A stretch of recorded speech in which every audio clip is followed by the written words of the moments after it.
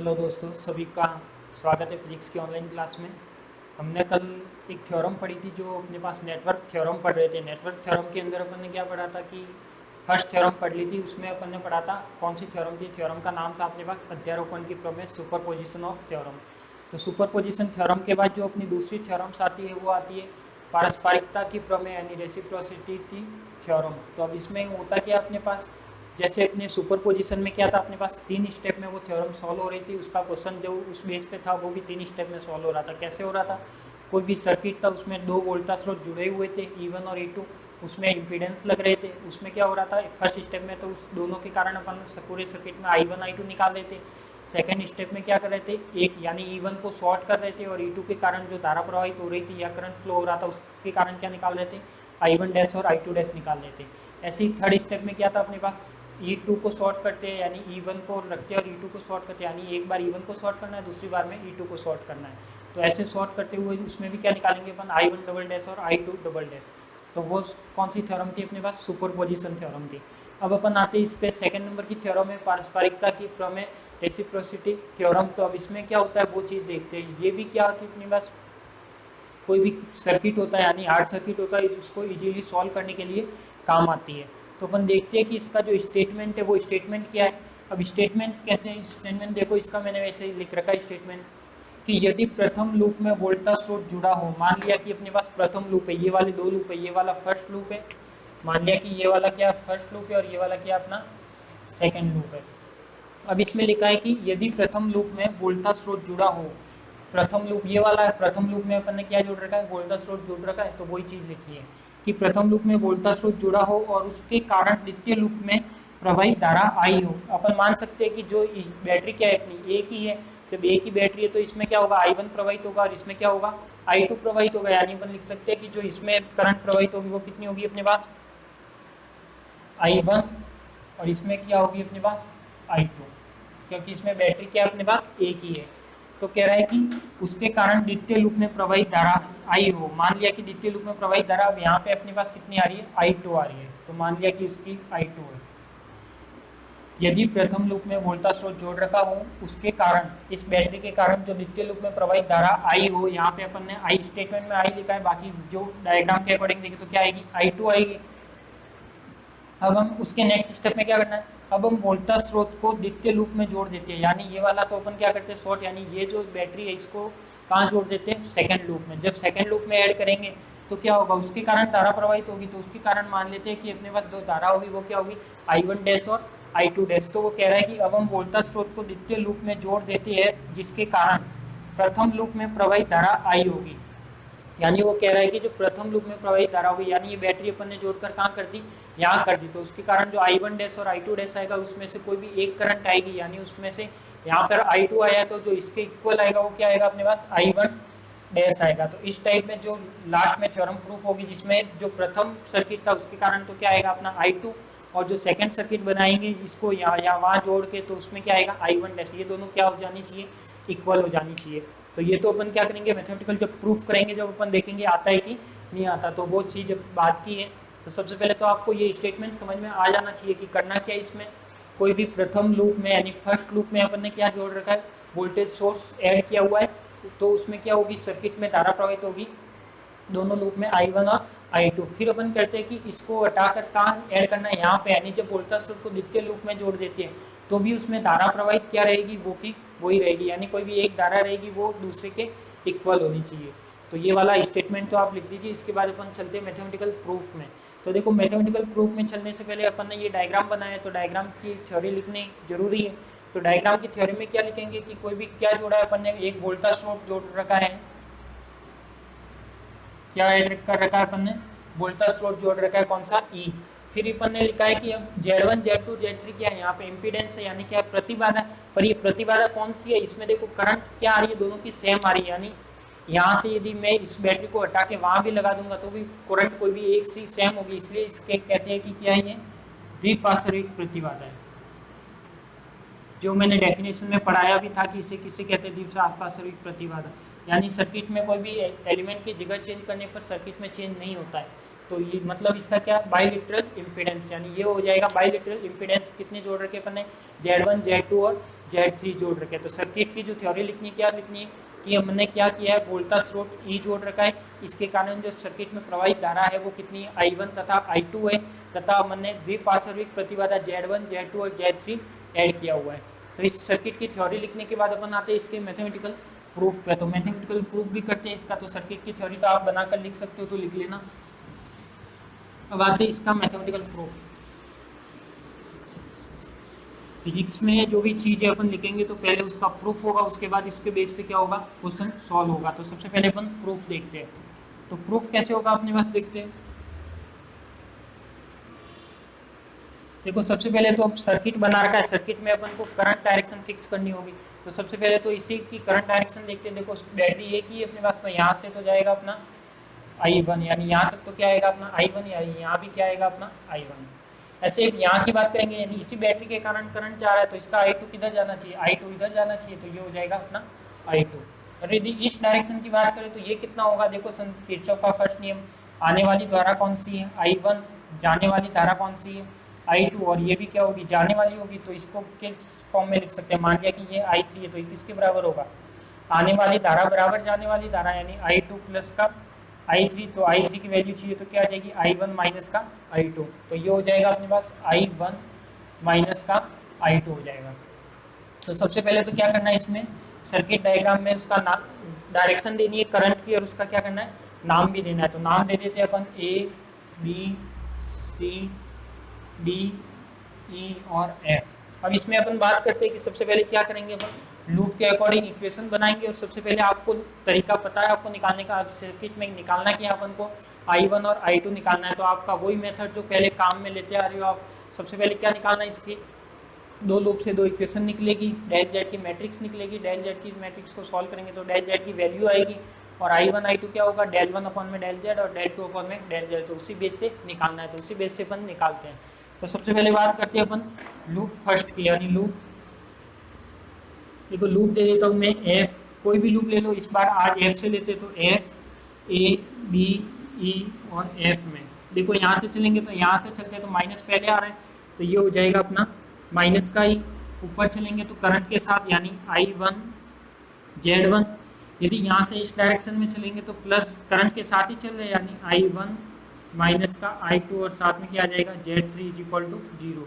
तो ये हो जाएगा अपने पास, E को उधर भेज दो तो I1 Z1 plus I1 Z3 minus का I2 Z3 is equal to क्या हो जाएगा E। अब इसमें देखो अपने पास जो कॉमन आ रहा है तो कॉमन ले लो, तो I1 कॉमन आ रहा है, यानी Z1 प्लस का Z3 माइनस का I2 और Z3 is equal to E। तो ये तो क्या आ जाएगी अपनी इक्वेशन नंबर 1 आ जाएगी। अब बात करते हैं अपन इक्वेशन नंबर सेकेंड, यानी लूप सेकेंड में। यदि लूप सेकेंड में बात करें तो वो अपन ले लेते हैं बी, कहाँ से लूप सेकेंड ले लेते हैं B C D E B में, यानी इस लूप की इक्वेशन लिखते हैं। तो देखो इस लूप की इक्वेशन लिखेंगे तो यहाँ से स्टार्ट कर रहे हैं, तो I2 Z2, तो ये आ जाएगा अपने पास I2 Z2। उस साइड से चल के वापस यहाँ से अपन जा रहे हैं ऊपर, और करंट आ रही है सामने से, तो इसको कैसा रहेगा माइनस, तो I1 माइनस I2, साथ में क्या आएगा Z3 इज इक्वल टू क्या आ जाना चाहिए 0। तो ये हो जाएगा अपने पास I2 Z2 माइनस का I1 Z3 प्लस का I2 Z3 is equal to क्या हो जाएगा 0।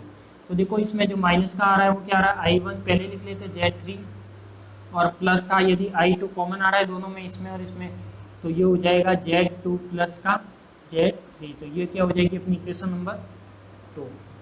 अब दोनों इक्वेशन को क्या करते हैं अपन, क्रेमर नियम से सारणी के मैट्रिक्स के फॉर्म में लिखते हैं। तो मैं यहाँ पे क्रेमर नियम लगा देता हूँ। तो क्रेमर नियम से क्या आ जाएगा अपने पास, देखो इसमें लिखेंगे तो सबसे पहले तो फर्स्ट इक्वेशन, यानी Z1 प्लस का Z3 माइनस का क्या आएगा Z3। ऐसे ही यहाँ पे क्या आ जाएगा माइनस का Z3, और इधर क्या आ जाएगा Z2 प्लस का Z3, यानी ये क्या हो जाएगी, और इधर क्या आएगा अपने पास I1 और I2, और इधर क्या आएगा अपने पास E और 0। तो ये हो जाएगा अपने पास E और 0। तो ये चीज़ आ जाएगी। अब अपन को निकालना क्या है, इसमें I1 I2 निकालने के लिए सबसे पहले अपन को चाहिए डेल Z। तो डेल Z क्या होगा अपने पास, यानी मैं लिख सकता हूँ Z I और इधर क्या है E। तो डेल जेड की वैल्यू चाहिए, तो डेल जेड कैसे निकलेगा अपना, यानी Z1 प्लस Z3 माइनस का Z3 माइनस का Z3 और Z2 प्लस का Z3। इसको सॉल्व करेंगे तो क्या आएगा, del Z is equal to Z1 plus Z3 और Z2 प्लस का Z3 और माइनस का Z3, माइनस माइनस प्लस पर बीच में क्या था माइनस, तो Z3 का स्क्वायर। इसको सॉल्व करेंगे तो क्या आएगा अपने पास, Z1 Z2 plus Z1 Z3 plus Z3 Z2 और Z3 स्क्वायर होगा, और ये Z3 स्क्वायर प्लस का और माइनस का क्या होगा, कैंसिल आउट हो जाएगा। तो अपने पास जो इक्वेशन नंबर आएगी वो क्या आएगी, इक्वेशन नंबर थर्ड क्या आई अपने पास, डेल जेड आ गई। यानी ये अपना क्या आ गया, डेल जेड आ गया। अब अपन को क्या निकालना है, सबसे पहले इसमें I1 I2 निकालने के लिए अपन को चाहिए डेल 1 और डेल 2, तो वो भी निकालते हैं। तो इसको मैं यहाँ से हटा दूँ,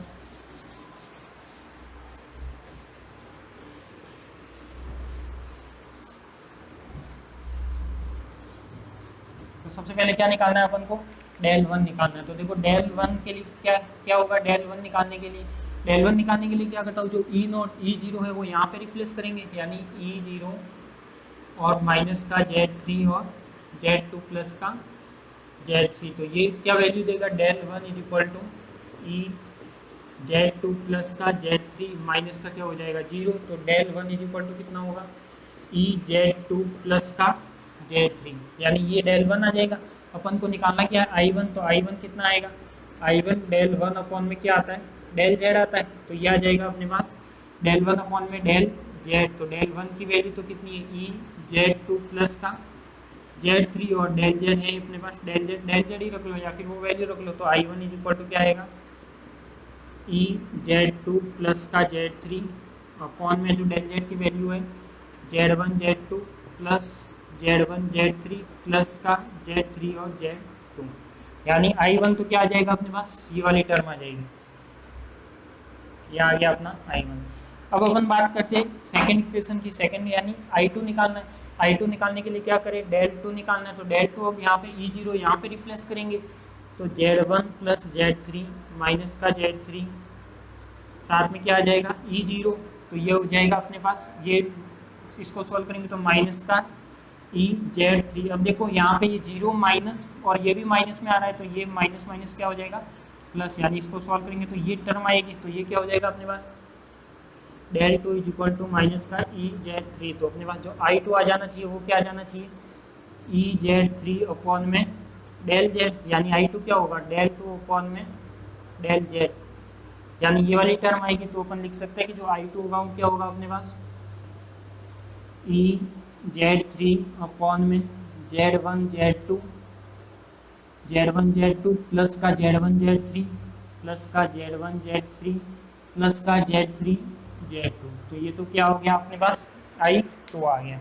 इसको मैं इक्वेशन नंबर दे देता हूँ, यानी अपनी जो फर्स्ट स्टेप का काम था वो तो हो गया कि इसमें जो सर्किट में अपना I1 I2 निकालना था वो अपन ने क्या किया, निकाल दिया। तो इसको मैं नंबर दे देता हूँ, वहाँ 3 दिया तो यहाँ 4 और 5। अब इन रिजल्ट को कहीं साइड में लिख लो क्योंकि अपन को इनकी भी जरूरत पड़ेगी। तो मैं इसको रिजल्ट को यहाँ पे लिख लेता हूँ कि I1 कितना आया था अपने पास, ई Z2 प्लस का Z3 और Z1 Z2 plus Z1 Z3 plus Z3 और Z2, और I2 कितना आया अपने पास, I2 आया, ये रिजल्ट लिख लेता हूँ, ई Z3 Z1 Z2 plus Z1 Z3 plus का Z3 और Z2। ये दोनों मैंने क्या किया, एक बार रिजल्ट कहीं साइड में आप भी लिख लेना कॉपी में, या आपके तो लिखा हुआ होगा तो कोई दिक्कत नहीं है, चेक कर सकते हो बाद में पीछे। तो ये तो क्या आ गए अपने दोनों रिजल्ट आ गए। अब अपन को एक स्टेप तो पूरी हो गई। अब नेक्स्ट स्टेप में अपन को क्या करना है, नेक्स्ट स्टेप में करना है कि अपने पास जो वोल्टेज स्रोत ये वाला था इसको हटाकर कहाँ ऐड करना है, इसमें ऐड करना है। फिर अपन को क्या निकालना है, I1 और I2 निकालना है। तो ये दोनों चीज़ें निकालनी है, तो आप इसका स्क्रीनशॉट ले लीजिए, फिर अपन आगे बढ़ते हैं।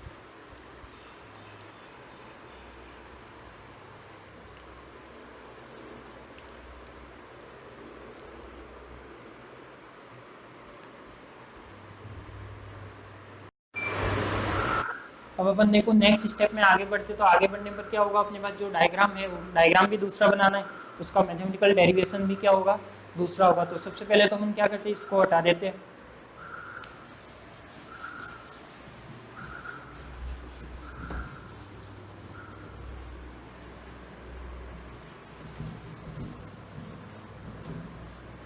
क्योंकि अपन बैटरी हटाएंगे तो इसका सर्किट डायग्राम में क्या होगा अपने पास, उल्टा होगा। तो अपन लिख सकते हैं कि ये यहाँ से हटाकर इसको तो मैंने क्या कर दिया, शॉर्ट कर दिया, यानी यहाँ से बैटरी हटाकर कहाँ पर ऐड करनी है अपन को, यहाँ पर ऐड करनी है। तो ये तो हो गया प्लस और माइनस और ई।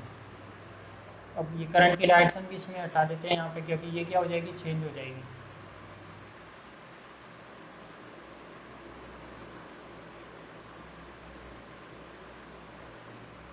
ये चेंज होगी तो क्या करना है, यहाँ I1 I2 भी रहेगा, पर हम यहाँ पे अब क्या मान रहे हैं अपन, I1 I2 डैश मानेंगे, क्योंकि I1 I2 अपन पहले मान चुके, तो यहाँ पे क्या मानेंगे अपन, I1 डैश और I2 डैश। तो सबसे पहले तो इसमें यही सर्किट डायग्राम है, इसमें भी क्या अपने पास ई क्या किया अपन ने, वोल्टेज स्विच को प्रथम लूप से हटाकर द्वितीय लूप में जोड़ दिया। तो द्वितीय लूप में जोड़ने के कारण अब धारा प्रवाहित होगी, वो मान लेते कि इसमें तो क्या होगी अपनी, इस डायरेक्शन में होगी, कौन सी होगी, I2 डैश, और इसमें क्या होगी अपनी I1 डैश, यही करंट आएगी। अब अपन मान लेते हैं कि इस करंट की डायरेक्शन जब I2 डैश की बात करेंगे तो ये करंट डायरेक्शन ऐसे आएगी, प्लस टू माइनस।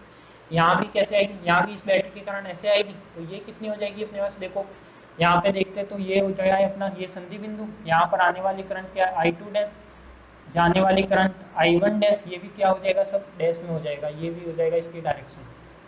तो I1 डैश हो जाएगा, और ये क्या हो जाएगा अपने पास, जो ये वाली करंट है मान लेते हैं कि I3 है, तो ये किसके बराबर होगी, आने वाली करंट कौन सी है, I2 डैश, जाने वाली करंट कौन सी है, प्लस का I3, यानी I3 की वैल्यू क्या होगी, I2 डैश माइनस का I1 डैश। तो ये वैल्यू हो जाएगी अपने पास I2 डैश माइनस का I1 डैश।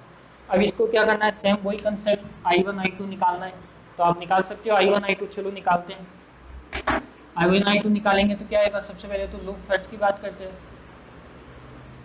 आपको इसमें दो लाइन लिखनी है, इसके बीच में की डायग्राम चेंज किया है अपन ने, कि प्रथम लूप से वोल्टेज स्रोत को हटाकर कहाँ लगाया है, दूसरे लूप में लगाया है। तो ये हो जाएगा लूप, अपने पास लूप लेते हैं अपने पास। अब देखो अपन को कहाँ से चलना है, यदि फर्स्ट लूप लेते हैं तो फर्स्ट लूप ले तो कहाँ से चले अपन, B A F E और B से चलते हैं। तो यहाँ से क्या हो जाएगा अपने पास, देखो I1 डैश Z1, यहाँ से चलेंगे तो अपने पास क्या है, यहाँ तक आएंगे, कुछ भी एलिमेंट नहीं, ऊपर जाएंगे तो करंट अपन से टकरा रहा है, यानी माइनस का I2 डैश माइनस का I1 डैश, और साथ में Z3 इज इक्वल टू क्या आ जाएगा, 0। इसको सॉल्व करेंगे तो क्या आएगा, I1 डैश Z1 माइनस का I2 डैश Z3 और प्लस का I1 dash Z3 is equal to 0। इसको सॉल्व करते हैं तो देखो I1 डैश कॉमन आ रहा है, तो ये I1 डैश कॉमन ले लिया, तो Z1 प्लस का Z3 माइनस का I2 डैश और Z3। क्वेश्चन नंबर क्या दे दूँ इसको, वहाँ कितनी आई थी अपनी, क्वेश्चन शायद 3 आ गई थी, तो इसको मैं दे देता हूँ 4। अब क्या करते हैं अपन, ऐसे ये एक इक्वेशन तो निकल गई, इक्वल टू में क्या है, ये ध्यान रखना कि इक्वल टू में क्या है, 0। अब अपन बात करते हैं लूप सेकंड की। तो लूप सेकंड में क्या होगा, अपन नीचे से चलते हैं, यानी बैटरी से मान लेते D C B E D में, यानी जब सेकंड लूप की बात करते हैं, जब अपन यहाँ से चलेंगे तो बैटरी का पहला टर्मिनल कौन सा आ रहा है, माइनस का आ रहा है, तो माइनस ही, ऊपर जाएंगे तो प्लस का I2 डैश Z2, नीचे आएंगे तो प्लस का करंट के साथ ही आ रहे हैं I1 डैश और Z3 इक्वल टू क्या हो जाएगा, 0। इसको सॉल्व करेंगे तो क्या होगा, I2 डैश Z2 माइनस का I2 डैश Z3 माइनस का I1 dash Z3 equal to क्या हो जाएगा, E हो जाएगा। इसको सॉल्व करते हैं तो ये क्या होगा अपने पास, देखो अपने पास I2 कॉमन आ सकता है, यानी मैं जोड़ सकता हूँ, माइनस का I1 पहले लिख दूँ Z3 और प्लस का I2 क्या किया मैंने, देखो ये वाला I2 क्या हो जाएगा, ये तो प्लस का ही और ये माइनस का, तो ये रहेगा अपने पास I1 डैश Z3 प्लस का I1 डैश Z3 माइनस का ले लिया, अब I2 डैश कॉमन ले लिया, तो Z2 माइनस का Z3 इक्वल टू E। देखो अपने का मिस्टेक तो नहीं की, देखो सबसे पहले माइनस E1 ले लिया, प्लस का I2 डैश Z2 ले लिया, और प्लस का क्या ले लिया अपन ने, I2 डैश माइनस का I1 dash Z3 equal to 0 सही लिया है। तो I2 डैश Z2 हो गया अपने पास, ये क्या, सॉरी ये मिस्टेक ये बना, इसका जब मल्टीप्लाई होगा तो ये क्या होगा, प्लस होगा, और ये क्या होगा, माइनस होगा। तो ये क्या आ जाएगा अपने पास, Z2 और Z3 क्या आ जाएगा, प्लस में आ जाएगा। वही ये मिस्टेक थी, तो मिस्टेक होने पर पता लग जाता है। यदि आप ज़्यादा से ज़्यादा एक डेरिवेशन को कम से कम 3 से 4 बार लिखते हो तो आपको वैसे ही पता लग जाएगा कि अपन ने कुछ मिस्टेक की है। तो यहाँ पर क्या होगा अपने पास, ये वाली वैल्यू आएगी, क्वेश्चन नंबर 5 आ गई। अब क्या करते हैं, इसी को मैं क्रेमर नियम से लिखता हूँ, तो ये लिख लिया मैंने क्रेमर नियम से। तो क्रेमर नियम क्या कहता है अपने पास, कि इस दोनों की सारणिक बनानी, यानी इस इक्वेशन 4 और 5, यानी Z1 प्लस का Z3 आ जाएगा, ये क्या आएगा माइनस का Z3, ये माइनस का Z3 आ जाएगा, और ये क्या आएगा Z2 प्लस का Z3, और ये आ जाएगा अपने पास I1 डैश और I2 डैश, और इज इक्वल टू क्या आएगा अपने पास 0 और E, तो ये आ जाएगा 0 और E, तो ये हो जाएगा अपने पास Z I डैश और E। अब इसको क्या करेंगे, सॉल्व करेंगे, यानी वही तरीका I1 I2 निकालना है, तो सॉल्व कैसे करें इसको। सबसे पहले तो डेल Z निकालना है, तो डेल Z क्या देगा अपन को, डेल Z देगा देखो Z1 प्लस का Z3 मल्टीप्लाई में क्या होगा Z2 प्लस का Z3, Z2 प्लस का Z3, और माइनस का Z3, Z3 क्या हो जाएगा माइनस माइनस प्लस, तो Z3 का स्क्वायर। इसको सॉल्व करेंगे तो देगा अपन को Z1 Z2 plus Z1 Z3 plus Z3 और Z1 Z2 Z1 Z3 और Z3 Z2 और प्लस का Z3 स्क्वायर माइनस का Z3 स्क्वायर, तो ये तो क्या होगा कैंसिल आउट होगा, तो डेल Z देगा वो कितना देगा Z1 Z2 plus Z1 Z3 plus Z3 Z2, तो ये इक्वेशन नंबर क्या आ गई अपने पास 6 आ गई। अब अपन को निकालना क्या I1 निकालना है, तो I1 कैसे निकाले, सबसे पहले डेल 1 निकालना होगा, तो ये तो क्या आ गया अपने पास डेल Z आ गया। अब I1 की बात डेल 1 की बात करते हैं, तो डेल 1 क्या आएगा, डेल 1 निकालने के लिए इसको मैं यहाँ पे रिप्लेस कर दूँ, यानी 0 और E आ जाएगा, और माइनस का Z3 आ जाएगा, और ये क्या Z2 प्लस का Z3 आ जाएगा, तो ये आ जाएगा अपने पास।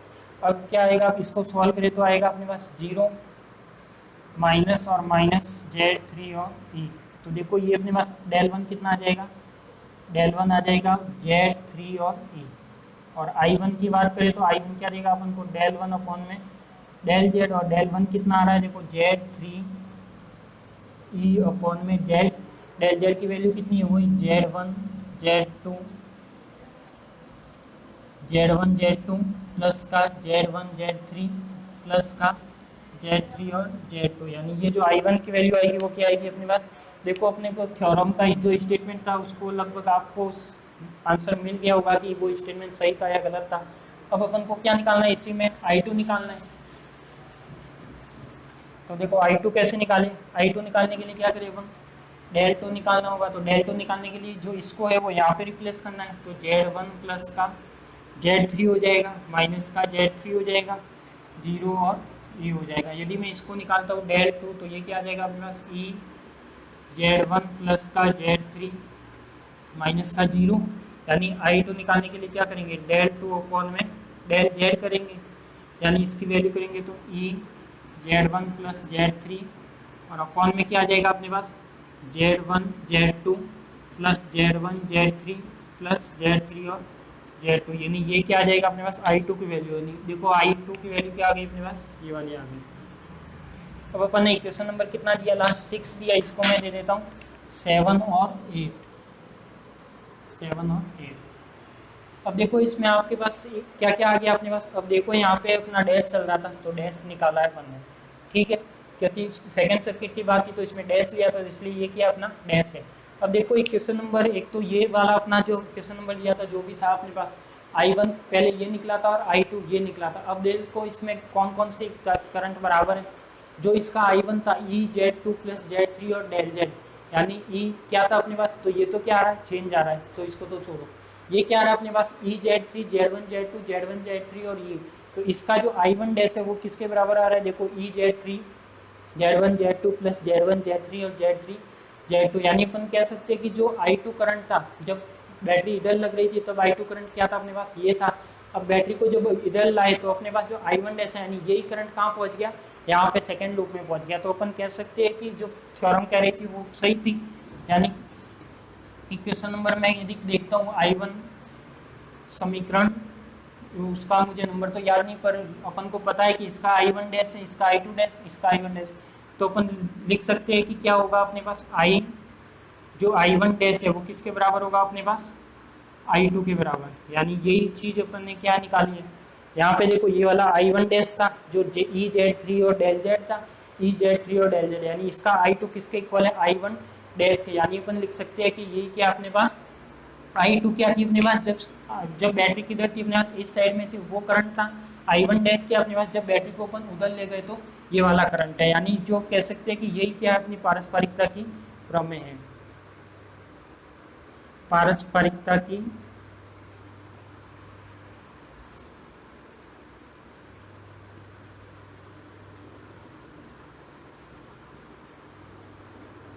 यही क्या होती है यहाँ पे प्रूफ होती है हेंस। तो करना क्या है आपने, जो अध्यारोपण की प्रमेय थी उससे तो छोटी है, उसमें 3 स्टेप थी, इसमें क्या है 2 स्टेप है। सबसे पहले सर्किट में E1 जुड़ रखा होगा तो उस E1 के कारण अपन को क्या निकालना है, I1 I2 निकालना है। प्रोसेस आपको पता है, डेल जेड 2 लूप बना के अपन को 2 इक्वेशन लिखनी है, फिर डेल जेड निकालना है। डेल जेड के बाद अपन को I1 निकालने के लिए डेल 1 चाहिए, तो डेल 1 निकालना है और डेल 2 निकालना है। तो I1 इज इक्वल टू क्या होता है डेल 1 अपॉन में del Z, I2 is equal to del 2 upon में डेल जेड। तो वो वैल्यू क्या निकलेगी अपनी I1 और I2 निकल जाएगी। फिर अपन को सेकंड स्टेप में क्या करना है, सेकंड स्टेप में करना है कि अपने पास जो बैटरी थी उसको अपन ने क्या किया, फर्स्ट लूप से हटा कर क्या किया, सेकंड लूप में लगा दिया। तो उसके कारण जो धारा प्रवाहित होगी वो निकाली है, तो वो अपन ने क्या निकाला I1 डैश और I2 डैश। फिर अपन को देखना है कि कौन सी करंट इसमें इक्वल आ रही है। तो अपन ने देखा कि ये वाली current I1 dash is equal to I2 क्या आ रहा है अपने पास इक्वल आ रही। तो अपन कह सकते हैं कि यही अपना जो स्टेटमेंट था थ्योरम का वो यही था कि पारस्परिकता की प्रमेय क्या कहती है कि प्रथम लूप में जो प्रवाहित धारा थी वो किसके बराबर होगी, यानी द्वितीय लूप में प्रवाहित धारा होती वो किसके बराबर होगी, प्रथम लूप में। यानी अपन कह सकते हैं कि इसमें करंट में कोई भी परिवर्तन नहीं हो रहा, यानी कह सकते हैं कि ये बाइलेटरल इम्पीडेंस जोड़ रखे हैं। तो जो अपना थ्योरम का स्टेटमेंट था वो क्या यहाँ पे प्रूफ हो गया। तो इस बेस पे अपन एक न्यूमेरिकल भी करेंगे तो वो अच्छे से आपको समझ में आ जाएगा। तो इस थ्योरम में तो आपको कोई डाउट होगा नहीं। तो अपने पास टोटल 4 या 5 थ्योरम है, इसकी 2 थ्योरम अपन कर चुके हैं, एक पढ़ी है अपन ने सुपरपोजिशन, एक पढ़ी है अपन ने रेसिप्रोसिटी थ्योरम।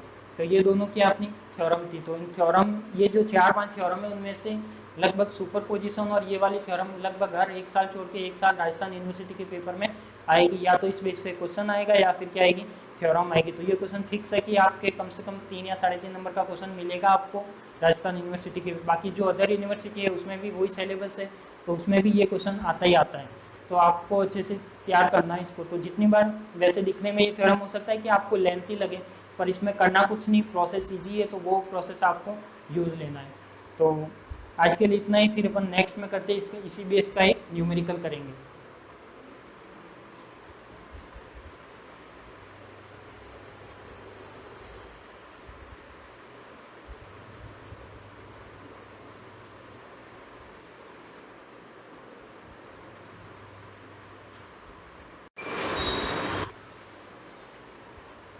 हेलो दोस्तों, तो अपन बात करें तो पारस्परिकता की प्रमेय की। तो पारस्परिकता की प्रमेय क्या की अपन ने प्रूफ कर चुके थे। अब अपन को क्या करना है, इस बेस पे न्यूमेरिकल यानी क्वेश्चन को सॉल्व करके देखते हैं कि ये स्टेटमेंट सही है या गलत है, या जब स्टेटमेंट थ्योरम दी है तो सही होगी, गलत तो हो नहीं सकता।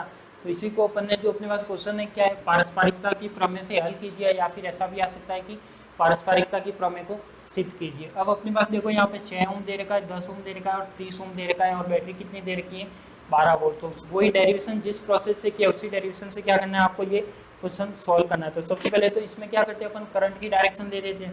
तो ये इसमें कितनी होगी, मान लिया कि इसमें तो करंट कितनी जा रही है I1, इसमें कितनी जा रही है अपनी I2। तो यहाँ तक तो कितनी आएगी अपनी I1 आएगी, और यहाँ पे कितनी जाएगी I2। तो ये कितनी जानी चाहिए, देखो संधि बिंदु, आने वाली करंट I1, जाने वाली करंट I2, और ये भी क्या नीचे जाएगी यानी I3।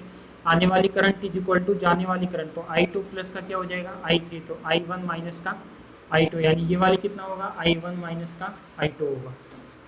अब अपन इसको क्या करते हैं, सॉल्व करते हैं। तो सॉल्व करने के लिए क्या करेंगे, इसका नाम दे देते हैं ABCDE और F। अब सॉल्व कर कैसे करते हो, वही जो आप पहले से करते आ रहे हो। क्या क्या निकालना है सर्किट में, सबसे पहले क्या निकालना है अपन को I1 और I2 निकालना है। तो अपन लूप फर्स्ट की बात करते हैं। लूप फर्स्ट क्या होगा अपने पास, मान लेते हैं कि FABE और F में। तो यहाँ क्या होगा अपने पास, देखो यहाँ से चलेंगे तो -12 वोल्ट पहले आएगा, प्लस का क्या आएगा I1 और 6I1, यानी मैं लिख सकता हूँ नंबर पहले लिख लेता हूँ। तो ये क्या आ जाएगा 6I1। जब यहाँ से चलेंगे तो ये क्या आएगा, प्लस का 30I1 माइनस का I2 इक्वल टू क्या आएगा 0। तो मैं इसको इधर भेजता हूँ, तो 6I1 plus 30I1 minus 30I2 is equal to 0। कितना हो जाएगा 36I1 माइनस का 30I2 इज इक्वल टू 0। तो इक्वेशन नंबर क्या हो जाएगी, 0 नहीं होगा। यहाँ पे देखो ये 12 इधर भेजेंगे तो ये क्या हो जाएगा 12 हो जाएगा। तो 0 की जगह नहीं, क्या होगा 12। तो ये हो जाएगा अपने पास 12। इक्वेशन नंबर क्या हो जाएगी? एक। तो एक लूप से तो इक्वेशन निकल गई, दूसरा लूप निकालते हैं। तो लूप सेकंड से क्या निकाले? यहाँ से निकाले, यानी बी सी डी ई और बी में। जब अपन यहाँ से चलेंगे तो क्या आएगा अपने पास? 10i2 हो जाएगा। यहाँ से चलेंगे तो देखो करंट सामने से टकरा रहा है, यानी माइनस का i1 माइनस का i2, और साथ में क्या आ जाएगा? 30 इज इक्वल टू, बैटरी नहीं है तो 0, तो 10i2 माइनस का 30i1 और प्लस का 30i2 इज इक्वल टू 0। देखो ये क्या हो जाएगा? माइनस का 30i1 और प्लस का 30 और जैसे 40i2 is equal to 0। Equation number क्या हो जाएगी? 2 हो जाएगी। इसमें ध्यान रखना कोई प्लस माइनस की मिस्टेक ना हो सॉल्व करने में। यदि जल्दबाजी में आप मिस्टेक कर लेते हो तो आंसर नहीं मिलेगा, तो थोड़ा ध्यान रखना कि मिस्टेक ना हो। अब अपन क्या करते हैं? अपन नेक्स्ट स्टेप में करते हैं अपन इक्वेशन नंबर 1 और 2 आ गई। इसमें क्या करना है? अपन को क्रेमर नियम लगाना है।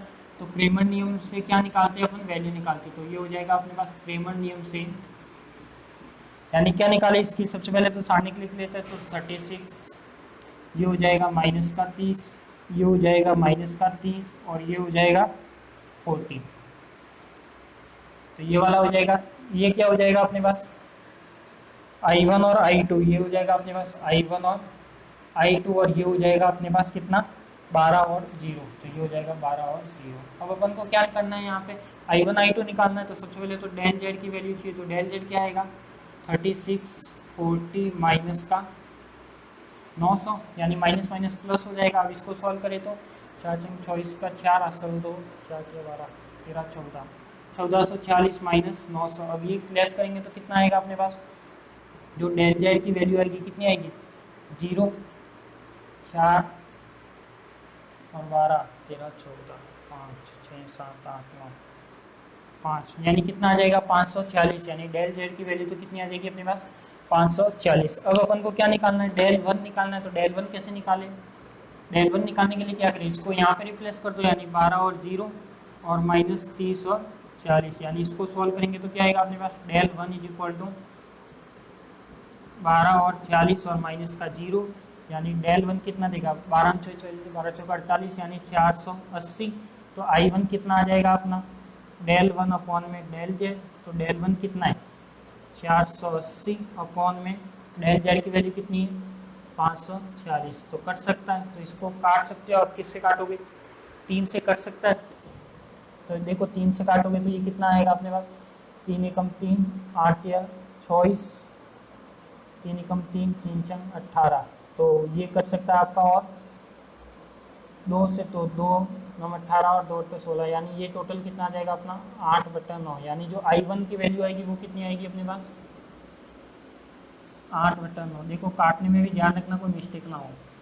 तो ये तो हो गया अपना। अब अपन क्या करते हैं? ये तो निकल गया अपना, i1 निकल गया। अब ऐसे नहीं, क्या निकालते अपन? i2 निकालते। तो i2 कैसे निकलेगा? सबसे पहले i2 के लिए डेल 2 चाहिए। डेल 2 ये यहाँ पर रिप्लेस करेंगे तो क्या होगा? 36 माइनस 30 और माइनस 30 और 40। अब देखो यहाँ पे रिप्लेस किसको करना है? 12 0 को। तो 12 0 कहाँ पर रिप्लेस होगा अपना?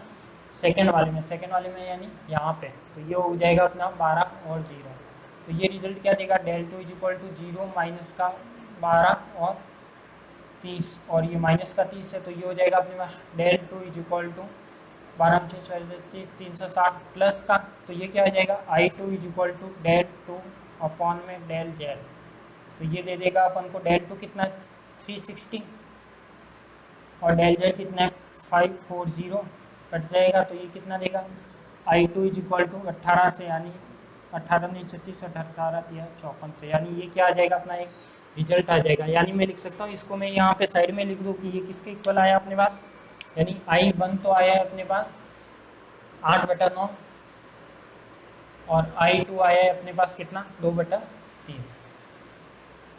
ये अपन ने रिजल्ट लिख लिया साइड में। अब अपन को क्या करना है? ये अपना फर्स्ट स्टेप कंप्लीट हुआ है। सेकंड स्टेप में करना है कि अपन को जो यहाँ पे जो बैटरी है वो इसको उठाकर कहाँ लगानी है?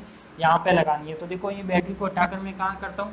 दूसरी स्टेप में लगा देता हूँ। 12 वोल्ट की बैटरी है तो इसकी वैल्यू चेंज मत कर देना आप। चेंज आपको डायग्राम दूसरा बनाना है, मैंने इसमें ही चेंज किया है। तो ये क्या हो जाएगा अपने पास? ये शॉर्ट कर दिया, यानी ये तो क्या हो गया? शॉर्ट हो गया। ये क्या हो गया अपने पास, बैटरी जुड़ेगी तो प्लस और माइनस 12 वोल्ट, जैसे प्लस माइनस में था वैसे ही लगाना है। अब इसमें क्या होगी, इसकी करंट डायरेक्शन चेंज हो जाएगी। देखो करंट डायरेक्शन कैसे चेंज होगी इसकी, तो सबसे पहले करंट क्या आ जाएगा इसमें, यदि करंट की डायरेक्शन फिक्स करें तो ये तो मान लिया कि अपने पास फर्स्ट लूप, यानी अब कितना जा रहा है I1 I2 हो गया, तो ये जाएगा अपना I2 डैश और ये जाएगा अपना I1 डैश, I1 डैश। यदि करंट की बात करें तो देखो यहाँ पे कितना था, I2 डैश आ रहा था, यहाँ पे कितना आएगा I1 डैश, तो ये कितना हो जाएगा अपने पास। देखो आने वाली धारा कौन कौन सी है, ये संधि बिंदु, तो आने वाली करंट एक तो I2 डैश है, एक I1 डैश कौन सी है, जाने वाली, तो ये भी जा रही है, यानी आने वाली धारा इज इक्वल टू जाने वाली धारा प्लस का I3, तो ये हो जाएगा अपने पास I2 माइनस का I1 डैश, तो ये वाली टर्म हो जाएगी, तो ये क्या हो जाएगी I2 डैश माइनस का I1 डैश, तो ये वाली क्या हो जाएगी, करंट हो जाएगी। अब क्या करना है अपन को, इस बेस पे इसको सॉल्व करते हुए क्या निकालना है अपन को, इसमें भी I1 I2 निकालना है, तो बाकी तो मैं हटा देता हूँ सब कुछ, अपन दोनों ने रिजल्ट लिख लिए साइड में। तो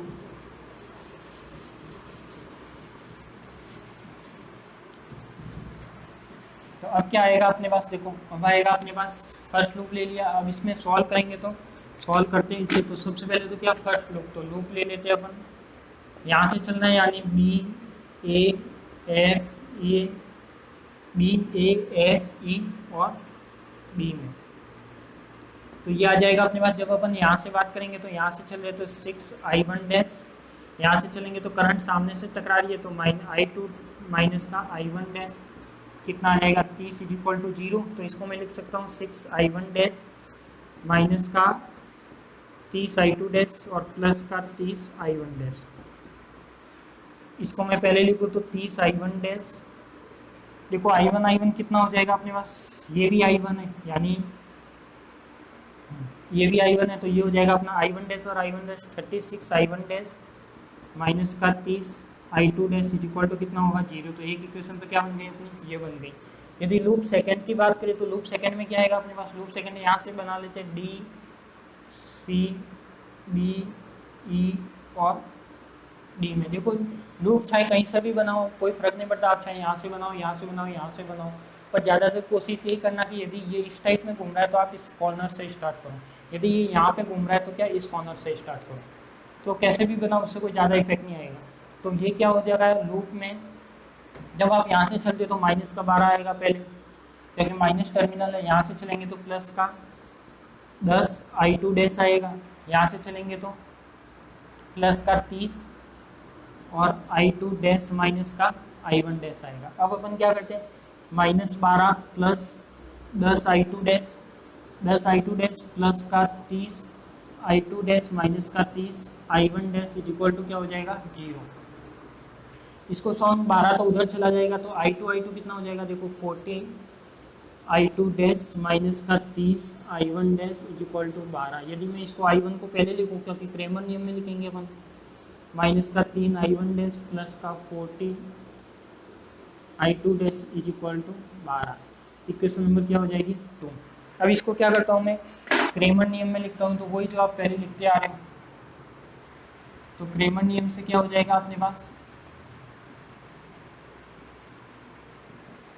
देखो अपन ने क्रेमर नियम से क्या होगा अपने पास, यदि वही मैट्रिक्स बनाए तो 36 यहाँ पे हो जाएगा माइनस का 30, यहाँ पे हो जाएगा माइनस का 30 और यहाँ पे हो जाएगा वही 40, यानी जो पहले आया था शायद वही रिजल्ट आएगा। I1 I2 कितना हो जाएगा, अब यहाँ पे हो जाएगा I1 डैश और I2 dash is equal to ये कितना हो जाएगा 0 और 12, पहले क्या था 12 और 0 था। अब क्या होगा अपने पास, डेल जेड की वैल्यू निकालते तो इसको मल्टीप्लाई करेंगे 36 माइनस 40 माइनस का 900, तो ये कितना होगा 1440 माइनस का 900,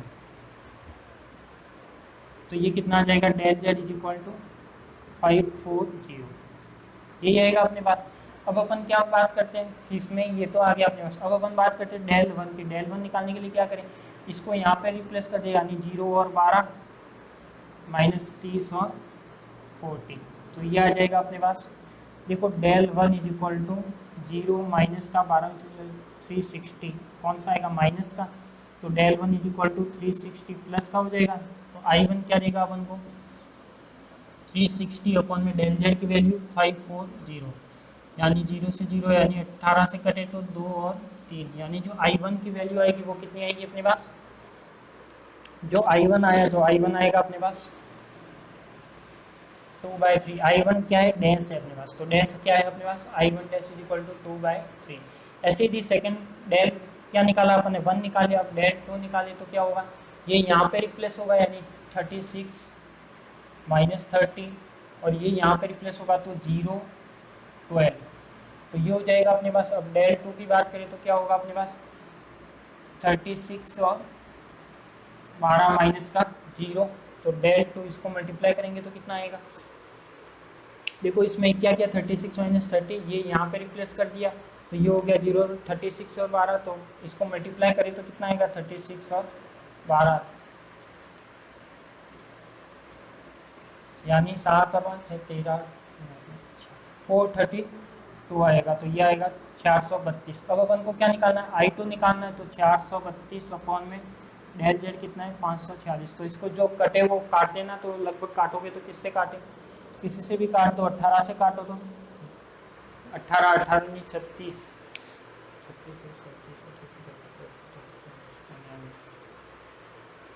इधर से यदि करना हो तो 2 से काट दो, चाहे 3 से काट दो, 2 से काटते तो 2 दूनी 4, 2 तो 14 0, 2 एकम 2, 2 हो जाएगा अपने पास, 2 छंग 12 हो जाएगा, फिर 2 एकम 2, 2 तिया 6, 135, ये हो जाएगा अपने पास 108। और कुछ कट रहा है क्या इसमें, देखो किससे कट जाएगा, 3 से कट जाएगा, 3 छक 12, जब 12 और 3 पंजा 15, तो 3 से कटेगा तो 3 तिया 9 और 3 छंग 18, यानी कितना है अपने पास 36। और भी कट रहा है क्या, और भी कट जाएगा 3 से, तो 3 एकम 3, 3 पंजा 15, 3 एकम 3, तो यानी 12/15, यानी 4 और 5, यानी जो I2 आएगा वो कितना आएगा अपना 4/5। अब इसमें देखो अपने पास I2 डैश भी आ गया और I1 डैश भी आ गया, तो जब ये वाली चीज़ आ गई तो ये क्या हो जाएगा अपने पास, देखो इसमें I1 डैश, यानी मैं चारों रिजल्ट लिख लेता हूँ, ये क्या हो गया अपना I1 डैश 2/3 और I2 डैश कितना आया अपने पास 4/5। देखो इसमें कोई सी भी करंट अपने पास, जो थ्योरम का स्टेटमेंट था उस बेस पे करंट सेम आ रही है क्या, आ रही है, बिल्कुल आ रही है। ये क्या था अपने पास I2 था, ये क्या अपना I1 डैश है, यानी अपना जो थ्योरम स्टेटमेंट है वो सही है, यानी अपन कह सकते हैं कि क्या आ रहा है इसमें, जो थ्योरम का स्टेटमेंट था उस बेस पे आ रहा है अपने पास I2 और I1 डैश क्या आ रहा है, इक्वल आ रहा है, यानी अपन कह सकते हैं कि जो पारस्परिकता की प्रमेय है वो सही है। यानी पहले क्या किया, बैटरी इधर थी, जब अपन ने क्या निकाला था I1 और I2 निकाला था, जब बैटरी को इधर ले आए तो अपन ने क्या निकाला I1 डैश और I2 डैश निकाला, तो इसका जो I2 है वो इसके I1 डैश के इक्वल आ गया, तो अपन कह सकते हैं कि यही क्या है अपनी पारस्परिकता की थ्योरम है, यानी यही क्या हो जाती है थ्योरम, हेंस प्रूव हो जाती है। तो एग्जाम में जो क्वेश्चन आएगा तो राजस्थान यूनिवर्सिटी में तो 3 साढ़े 3 नंबर का आता है, बाकी यूनिवर्सिटी में शायद ज़्यादा का भी आता होगा, तो इसमें यही थ्योरम है और यही कंसेप्ट है। जितना डेरिवेशन लंबा लॉन्ग लग रहा है वो लॉन्ग है नहीं, यदि आप प्रैक्टिस करोगे तो अच्छे से और इजी, कोई नहीं, 2 स्टेप में सॉल्व करना है। सबसे पहले I1 I2 निकालना है, फिर बैटरी को दूसरी जगह लगा के I1 डैश और I2 डैश निकालना है, फिर उसको क्या करना है, दोनों को कंपेयर कराना है जो वैल्यू है इसको। तो ये अपनी क्या थी पारस्परिकता की प्रमेय, तो आप इसको अच्छे से देखना, अच्छे से नोट्स बनाओ, अच्छे से इसके क्वेश्चन सॉल्व करो। जब ये थ्योरम एक बार पूरी हो जाएगी तो मैं एक बार क्वेश्चन सीरीज भी लेके आऊँगा इस बेस पे, तो क्वेश्चन सीरीज भी करेंगे, यानी जो इलेक्ट्रॉनिक सर्किट जो अपन ने फर्स्ट यूनिट पढ़ी है उस बेस पे सभी न्यूमेरिकल सॉल्व करेंगे। तो आज के लिए इतना ही, आप सभी को धन्यवाद।